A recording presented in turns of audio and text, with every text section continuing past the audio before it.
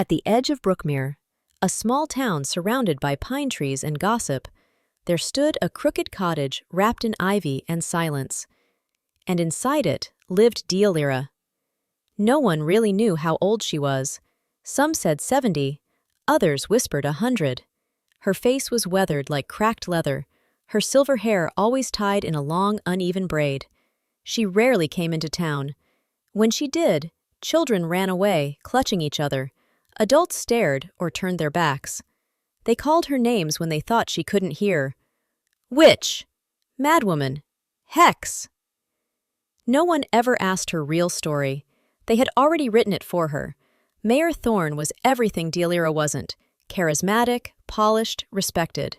His son, Elias, was 10 years old, bright-eyed, always wearing a red baseball cap and asking too many questions. People adored Elias. When he and the mayor walked through the farmer's market, strangers gave him candy. When he got sick with the flu, the town lit candles in the church. So when Elias collapsed one evening during a festival, it wasn't just a personal tragedy, it was Brookmere's crisis. It started with a headache. Then Elias began vomiting.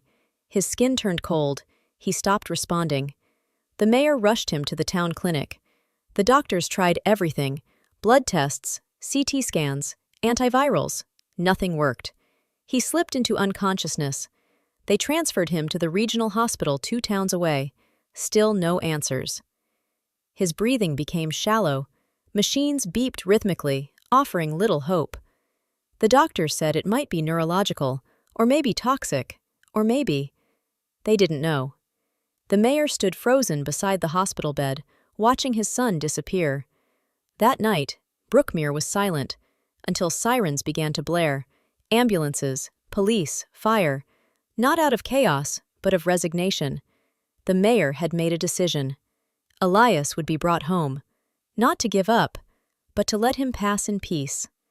A convoy drove through town. Red and blue lights danced on windows.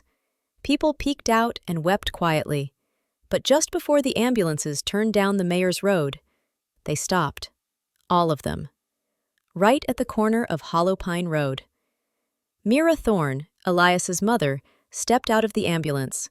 Her face was pale, eyes hollow. She looked at the road. Inside, the air was thick with herbs and ash. Bottles lined the shelves, glass vials with labels written in symbols no one understood. Books without titles, crystals under candlelight. They laid Elias on a long table. His face was ghostly pale. Deolira placed one hand on his chest and finally spoke. "This is not of the body, it is of the echo." Mira watched as Deolira moved with eerie precision. She crushed dried berries between her fingers, lit a bundle of herbs that released blue smoke, whispered something into a bowl of water, then slowly poured it over Elias's feet. Nothing changed, not at first. But then, the boy exhaled. His fingers twitched. His chest began to rise, gently, rhythmically. Mira gasped. The mayor took a step forward, stunned. Deolira closed her eyes and whispered one last word in a forgotten tongue. Elias opened his. The town was speechless. Doctors called it spontaneous recovery. The mayor refused to speak about what happened in the woods. But Mira did. She spoke on the church steps 2 days later, holding her son's hand. "You all called her a witch," she said. "But when your science failed, your medicine gave up, and your faith wavered, you all stood in silence. I followed something else, and I was not wrong." From that day on, no one called Deolira a witch again. A reporter came from the capital, trying to uncover her secrets. He dug through archives, talked to old nurses, found files. Turns out, Deolira had once been a botanist, worked with field medics during wartime. She had traveled to remote villages, learned forgotten remedies, studied plants no one had classified. But one night, a patient died on her table. The community blamed her, called it dark work. She disappeared. And now, decades later, she had saved a child with the very knowledge they once condemned. Years later, on her 90th birthday, a boy, now taller, stronger, arrived at the cottage with a red hat in his hand. He placed it at her doorstep. She opened the door, smiled. "Elias," she said, "I was wondering when you'd remember." He hugged her, hard, and whispered, Thank you for choosing not to give up when everyone else did.